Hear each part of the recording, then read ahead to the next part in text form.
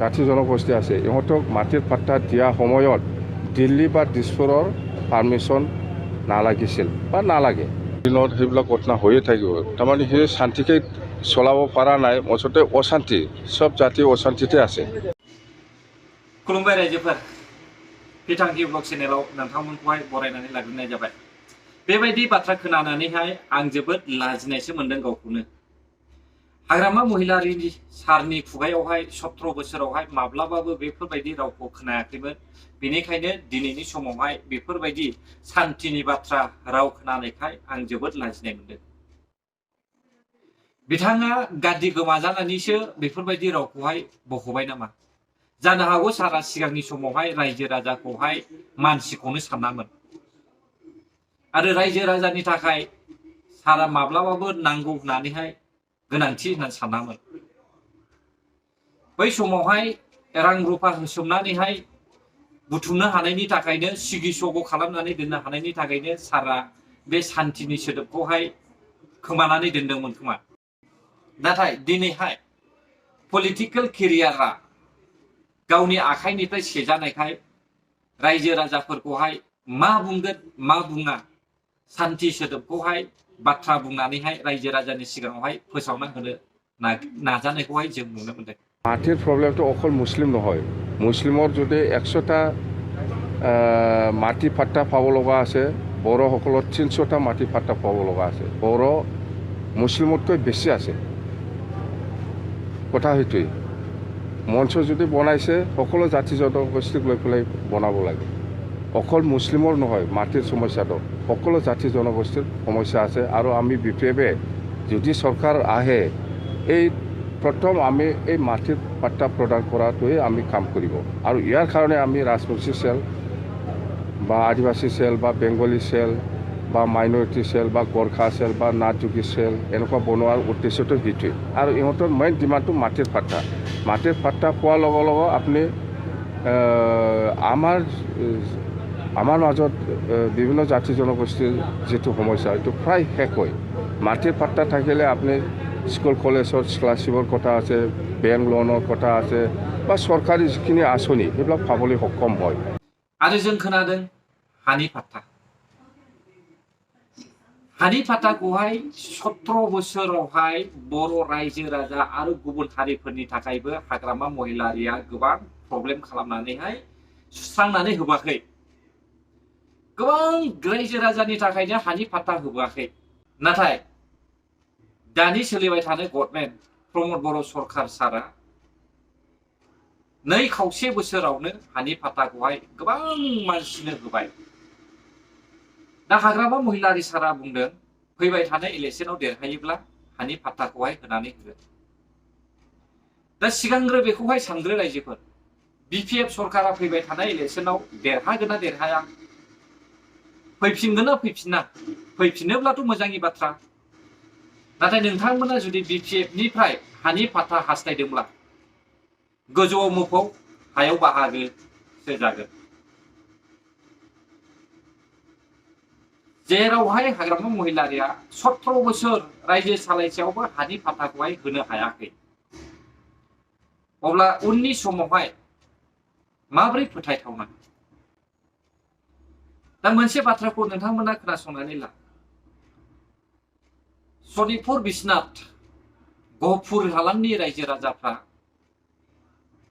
हाग्रामानि समावबो गुबुन हारिफोरजों दावहा नांनानै बेलटिनि समावबो बिथांमोनाबो सोमावसारदोंमोन मानो सोमावसारा हानि थाखायनो सोमावसारदों हानि फाट्टा मोननो थाखायनो दा हानि फाट्टाखौहाय बिथांमोना गावसिनि जिउ बावसेयावबो सोमावसारसेयावबो दावराय देख्रेब आरो हाग्रामा महिलारिनिफ्राय गहपुर आरो सनितपुरा माब्लाबाबो हाबनाय नङा हाबथावना नङा इम्पसिबल होननानै बुंबोदों होननायखौहाय जों खोनादों नाथाय बे हाबथावना नङै इम्पसिबलआ माबोरै पसिबल जादों अब्ला हाग्रामा महिलारि सारा सनितपुर गहपुर बिश्वनाथ बे जायगाखौहाय बर'नि होननानैहाय सानाखैमोन नामा आरो बैयाव थानाय बर'फोरखौहाय बर' होननानैहाय सानामोन नामा हाग्रामा महिलारिनि गोसोआवहाय अननाय गैयामोन नामा जानो हागौ हाग्रामा महिलारि सारा बे गहपुर सनितपुरखौहाय बर' दङ होननानैहाय माब्लाबाबो गोसोआव सानामोन आरो मावनोबो थांखि लायामोन जुदि मावोब्ला 17 बोसोरावनो बियो बड'लेण्डआव सरजाबफाखागौमोन मानोना मावाखै मानोना बिसोरखौहाय बर' होननानैनो साना बेनिखायनो हाग्रामा महिलारिया गहपुर आरो सनितपुरखौ सरजाबफानो हायाखै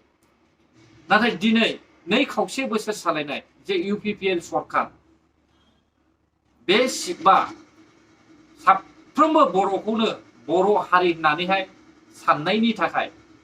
जेरावखि थाया मानो गासैखौबो बर'नि मोनथायखौ मोननांगौ होननानै बिथाङा थांखि लानानै मावनायनि थाखाय दिनै गहपुर आरो सनितपुरा बड'लेण्डआव सोसनजाबाय 47टा गामिया सोसनजाबाय आरोबाव 19टा गामि दङ बेबो सोसनजागोन दा जों जोबोद दुखुनांथाव हाग्रामा महिलारिया सान्थि बुंनायनि रावा गनायजाथावानो नङा दा सान्थिखौ सान्थि बुङाब्ला असान्थिखौ सान्थि बुंगोन ना मारै दा हाग्रामा महिलारि आरो बिनि पार्टी BPF पार्टीया सनितपुर आरो गहपुरावहाय थांनानै भट बिहैनो हागोन ना हाया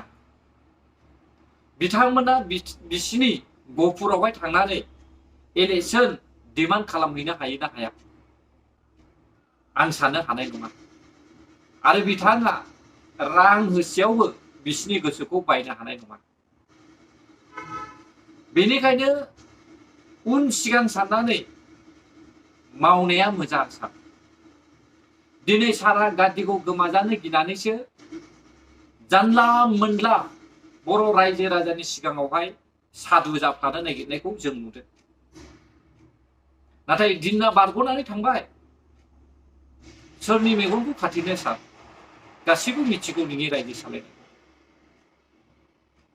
दा आंबो नुबोदों आंबो आसामावनो जोनोम जादों आसामावनो देरदों आरो हाग्रामा महिलारि रायजो शासन खालामनायखौ आंबो खावसे नुबोदों बिनि उनावसो आं बाहेरा देशाव फैदों बेनिखायनो आङो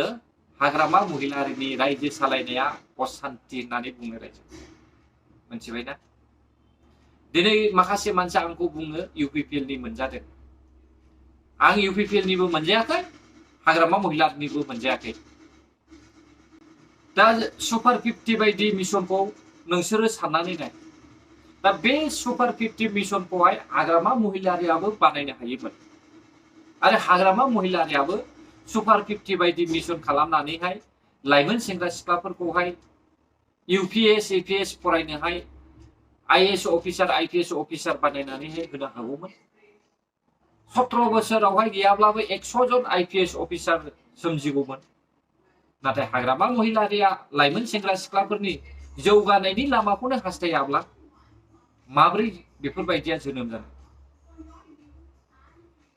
दिनै प्रमद बर' सरकार सालायनायखौ मेगन सानानैसो हाग्रामा महिलारिया जानला मोनला बाथ्रा बुंदों नायबायल' था नोंसोरो फैबाय थानाय इलेक्शनावहाय हाग्रामा महिलारि फैयोना प्रमद बर' सरकार फैयो आरो जों खोनानो मोनदों UG ब्रह्म सार बुंनाय बायदिब्ला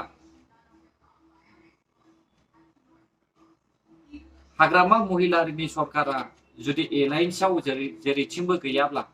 बिथाङा जेनगोना रोखाखा आरो रायजोफोर आं सासे व्यक्तिखौहाय जाम्बा नुदों मैया फेसबुक पेजनि गेजेरजोंहाय आं बे मानसिखौहाय नुदों बिथाङा बुंदों UPPL सरकारा मोनसेबो खामानि मावनानै होनो हायाखै आरो गंसेबो बिल्डिं बानायनो हायाखै दासिमबो बिथाङा गिबियावनो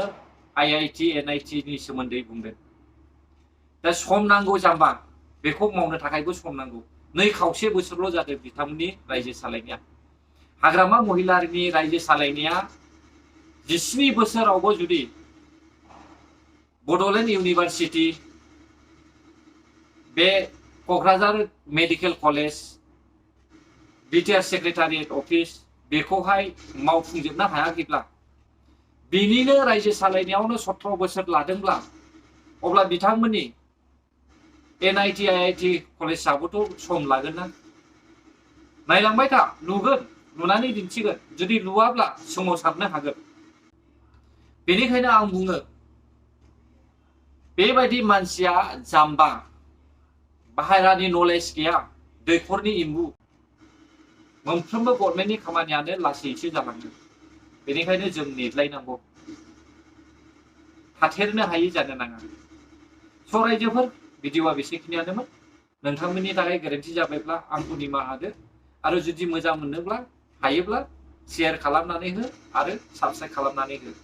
गोजोन्थों भिडिअखौ नायनायनि थाखाय बर' हारि जै जाथों जै बर' हारिनि